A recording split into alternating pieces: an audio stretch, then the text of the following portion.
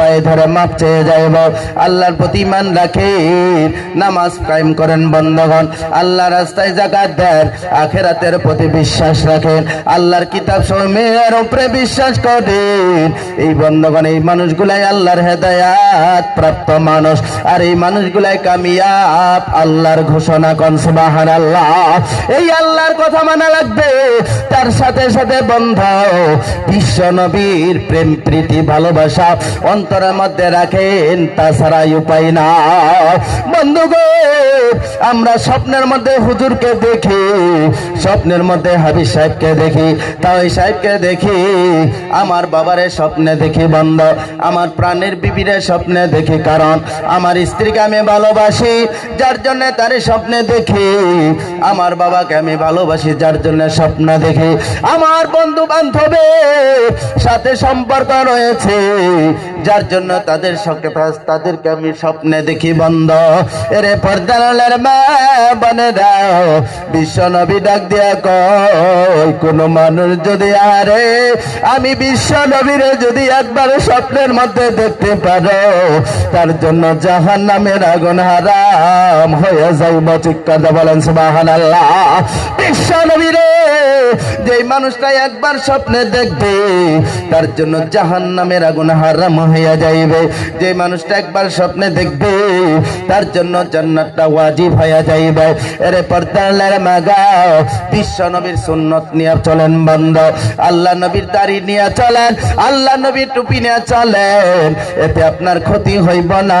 বন্ধুগণ, মাথায় টুপি দেওয়ার জন্য সম্মান কমছে না বাড়ছে? কথা আওয়াজ দিয়ে বলেন, কমছে না বাড়ছে? এই দাড়ি রাখার জন্য যুবক বন্ধ গাও, মুরব্বী বাবাজিরা আমার, দাড়ি রাখার কারণে সম্মান কমে নাই, কমে নাই, বরং আল্লাহ সম্মান বাড়াইয়া দিছে। গৌরব করি না, অহংকারী করি না, বুঝার জন্য বলিয়া যায়। এই যে আগামীকাল যদি আল্লাহর কসম নাউযুবিল্লাহ, আল্লাহর সহায়, আগামীকাল যদি আমি দাড়ি কাইটা ফেলাই, টুপিটা যদি মাথার থেকে খুইলা ফেলাই, বলেন আমারে কোন মানুষের ধর্ম সবাই ডাকবো? বলেন, আওয়াজ দা বলেন, ডাকবো না? কেন? দাড়ি কাটলে সম্মান কমে না বাড়ে? আওয়াজ দেখো, কমে না বাড়ে? দেখুন, সম্মান কমে না বাড়ে? এর আল্লাহর বান্দা, কেন আমি দাড়ি কাটলে কি দোষ? কে ওয়াজ ভুলে যামগা দাড়ি কাটলে? কে কি হইছে? কোনানের উত্তর দে, কি হইছে? দাড়ি কাটলে সম্মান কমে না। সম্মান বন্ধগণ, দাড়ি কাটলে সম্মান কমে যায়, দাড়ি রাখলে সম্মান কোনোদিন কমে না। এর আল্লাহর বান্দা, সত্যি করে আল্লাহর কসম, আল্লাহর কসম, কসম ভাবছেন আপনারা শহীদুল মাওলানা মনে হয় বড় একজন আলিম? আল্লাহর কসম, না আমার কোনো যোগ্যতা নাই, এলেম কালাম বলতে কিছুই নাই, আমল বলতে কিছু নেই। এরে যুবক বন্ধু, পর্দার মা বোনেরা, কিছুই নাই, কিচ্ছু নাই বন্ধগণ, একমাত্র আমার সালাম। বন্ধগণ, দুইজন মানুষের চোখের পানির বিনিময় আল্লাহরে আমারে, আল্লাহ আমারে সম্মানের চেয়ার দিছে, বলা যাব নি সুবহানাল্লাহ। আরে যুবক, পর্দার মা গাও, বলবেন কোন দুইজন মানুষের কারণে আল্লাহ পাক আপনার এই সম্মানের চেয়ার দান করেছেন বন্ধ? এরে পর্দার মা গাও, দুইজন মানুষের মধ্যে এক নম্বর আমার জনম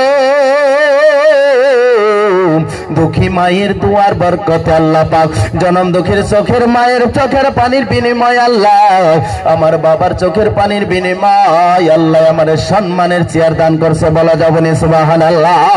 এইরকম উস্তাদদের দোয়া আশীর্বাদ নিয়ে বন্ধ, আমার পীর মুর্শিদের দোয়ার আশীর্বাদে বন্ধ, আপনাদের মতন মুরব্বী বা পাকা দাড়িওয়ালা লোকদের দোয়ার বরকতে আল্লাহ পাক আমার সম্মানের চেয়ার দান করছেন, বলেন সুবহানাল্লাহ। আমার এমএলএ আল্লাহ আমল কিছুই চালা চালান নাই, আপনাদের দোয়া নিয়ে চলে বন্ধগণ। দ্বিতীয় নম্বরে এরি আল্লাহর বান্দা, এই যে কিছু আল্লাহর কোরআনের সাথে সম্পর্ক থাকার জন্য, বিশ্বনবীর সুন্নাতের সাথে সম্পর্ক থাকার জন্য আল্লাহ পাক এত সম্মানের চেয়ার দান করছেন, বলা যাবে না সুবহানাল্লাহ। মাঝে মাঝে আল্লাহরে কান্দে কই, আল্লাহ আমার গুনার কারণে আল্লাহ আপনি নারাজ হইয়া চেয়ারের থেকে নামাইয়া দিও না, আল্লাহ আমার গুনার উপরে নারাজ হইয়া সম্মানের চেয়ার থেকে নামাইয়া দিও না। এরি আল্লাহর বান্দা, সত্যি করে আমি একজন গুনাহগার আল্লাহর গোলাম, বন্ধগণ পায়ে ধরে ক্ষমা চেয়ে যাইব, বিশ্ব নবীর সুন্নতি তরিকা অনুযায়ী চলবেন, আল্লাহ আপনার ইমানে বরকত দিব, আমলে বরকত দিব, মাল সম্পত্তিতে বরকত দিব। সুবহানাল্লাহ কর। এরে যুবক পাও একবারে দাও, পায়ে ধরে বলিয়া যাইব, বন্ধগণ দাড়ি কাটলে 24 ঘন্টায় আপনার আমল নামায় গুনাহ আর গুনাহ লেখা হয়, ঠিক কিনা কান? এরি আল্লাহর বান্দা,